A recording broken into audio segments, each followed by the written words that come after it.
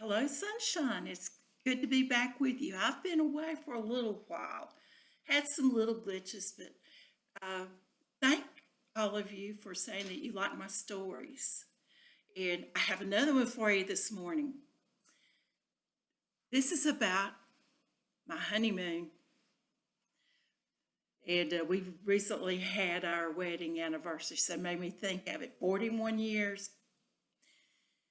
Well, when we got married, we left to go to the North Carolina beach for our honeymoon.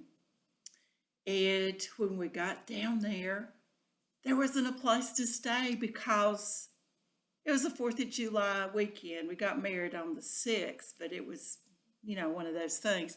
And no place to stay. But Pat, bless his heart, he says, "Don't you worry. I have a tent in the back of the car." Well, okay, we'll stay in a tent. So we looked around, and then Pat drove off into the wilderness and found a little dirt road that was beside the river. So he set up the tent. It was a pup tent, by the way. And I went and put on my beautiful white satin trousseau that the ladies that I work with had so wonderfully provided. And then I thought, this is good. This is good. I look at the stars, I hear the river and the crickets. It's good. It's good. And the next morning when we got up, the car wouldn't start. So Pat said, "We gotta go up there to the road, see if you can flag somebody down." But it was a very country road, so it was hard to find somebody. Finally, somebody came by. "Hey, please come and help us." And he says, "Oh, well, my brother-in-law down the road here has a garage, and we'll tow you down there, and we'll get you fixed up." Oh, how wonderful. So we went down to the garage while they were fixing the car, which was a major thing they were working on. We went across the street, and Pat got us chili burgers. Well, all of a sudden, that chili burger didn't seem to be as wonderful as I thought it was. I go, I'm not feeling so good. So he said, "Well, what can I do?" And I said, "Well, I just need someplace to lay down." And he said, "Well, let's go back and you can lay in the car." In the car? Okay.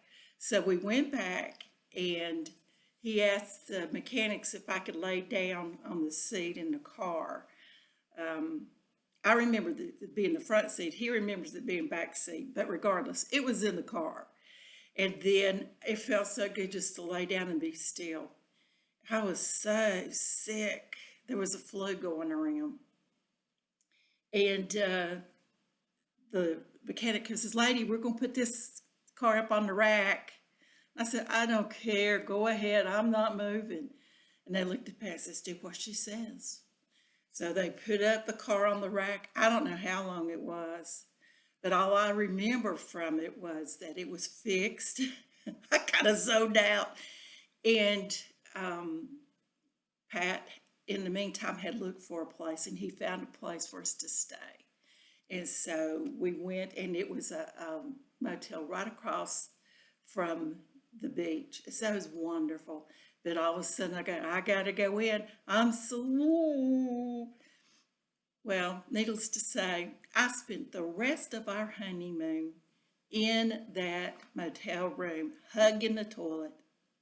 Poor Pat, he went out on the pier and fished for our honeymoon. Well, the good thing about it was when we went home, we had a cooler full of fish. The bad thing of it was that when we got home, he got sick. But over the years, I have found that my husband is just a wonderful person, and he takes care of me, just like God takes care of us. And I want to quickly go to Psalms 91 because I looked at it, and we always say, well, this is about our protection. But we forget the first verse.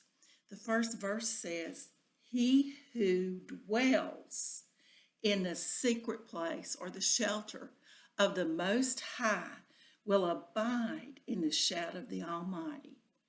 Well, there's two words there, dwell and abide.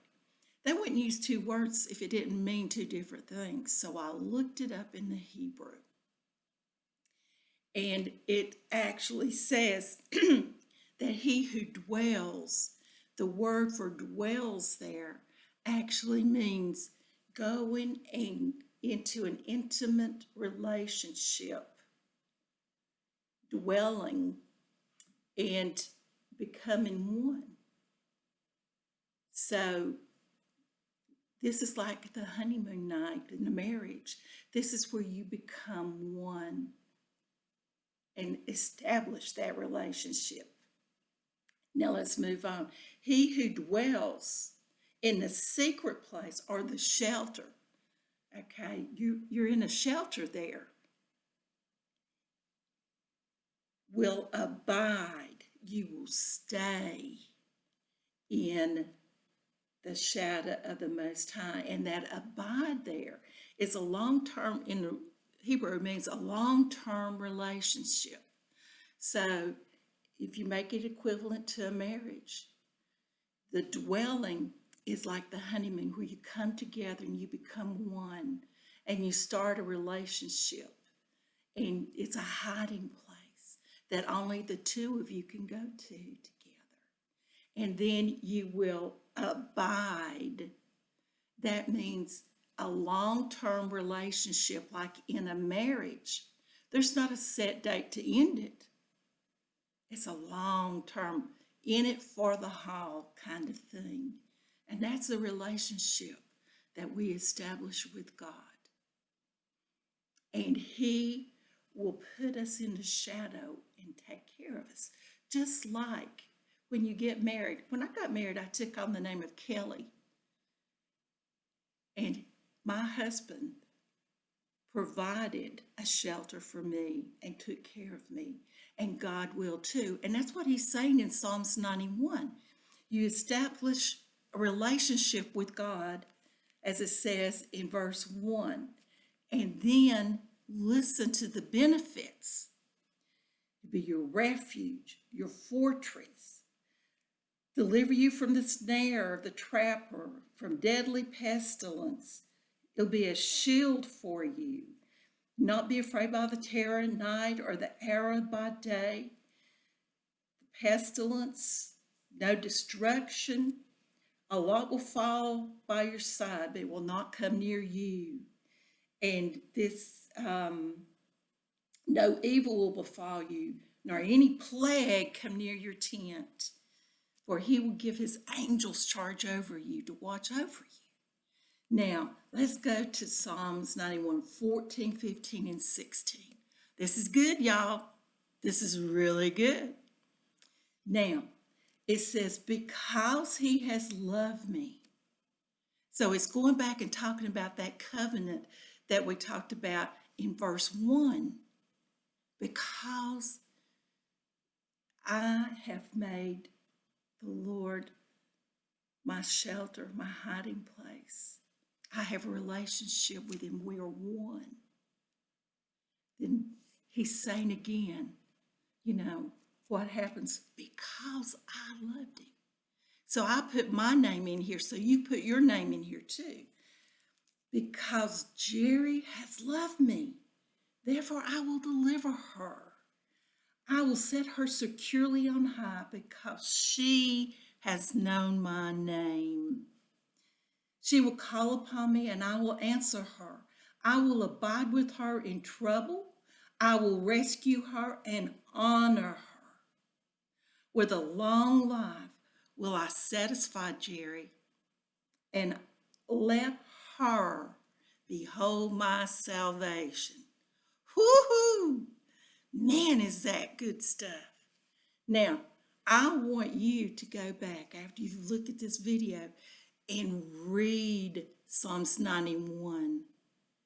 So read it like you're in relationship with God Almighty and see how it means Oh man, gives me chill bumps just thinking about it.